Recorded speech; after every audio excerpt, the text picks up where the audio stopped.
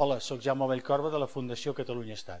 Anem a analitzar la Seguretat Social catalana, que hi ha alguna cosa que no acaba de quadrar.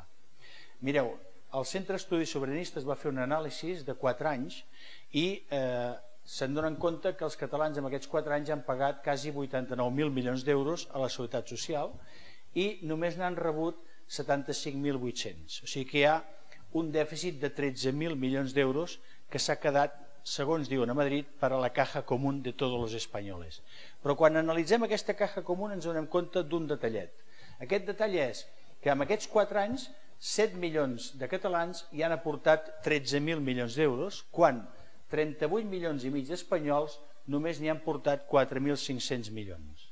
Que el resum és: som nosaltres, els catalans, els que financem unes pensions pels espanyols que ells no poden sostenir. Què vol dir? Que el dia que siguem independents, el que ha de fer l'estat català és agafar aquests 3.000 milions d'euros que ara es queden a Madrid cada any i repartir-los entre el número de pensionistes, i això vol dir 175 euros cada mes, que multiplicat per 14 pagues són 2.450 euros a l'any per cada pensionista. Per tant, recordeu una cosa: el dia que siguem independents, reclameu pensionistes aquests diners perquè ja hi són, perquè Catalunya ja els genera.